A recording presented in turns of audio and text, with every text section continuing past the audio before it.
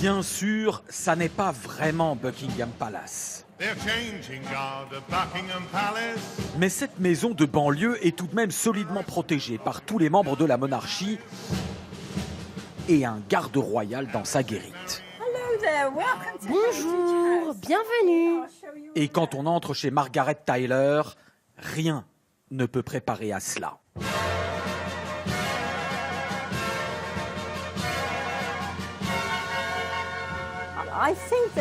Je crois que j'ai 10 000 objets. Les gens du Guinness Book des records m'ont déjà contacté à plusieurs reprises.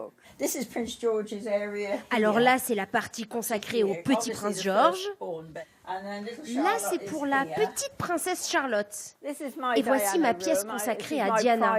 Cette chambre spéciale est ma fierté et mon bonheur. Depuis 40 ans, Margaret Tyler collectionne tout ce qu'elle peut sur la famille royale. Ses 4 enfants refusent de lui installer Internet pour ne pas aggraver sa boulimie d'objets sur les sites d'achat en ligne. Mais la passion de cette retraitée des hôpitaux est inaltérable. Les membres de la famille royale sont comme des vedettes d'un spectacle. Ils sont en costume et nous, on est leur public. Et Meghan était d'ailleurs une actrice. Je pense qu'elle va apporter quelque chose de neuf à notre monarchie. C'est plutôt bien, non ? Elle a déjà rencontré la reine à 4 reprises et nous l'avons retrouvée à chaque événement royal. Il y a quelques semaines encore, elle était au pied de la clinique pour attendre le 3e enfant de Kate et William. Et elle n'était pas seule, mais avec ses amis, eux aussi atteints par le même enthousiasme. C'est vraiment fantastique. Chaque fois que je viens à un événement royal, j'ai des papillons dans le ventre.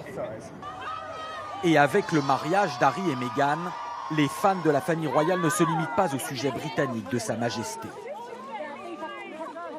De l'autre côté de l'Atlantique, au nord de New York, dans l'État du Connecticut, Donna Werner aussi se prépare pour le grand jour. Comme il y a 7 ans, pour Kate et William, cette Américaine va faire le voyage pour assister au mariage d'Harry et Meghan. J'ai déjà expédié en Angleterre ma petite tente rose de princesse, mon sac de couchage, une chaise de camping et de quoi faire l'isolation du sol car je passerai 3 ou 4 nuits dans la rue.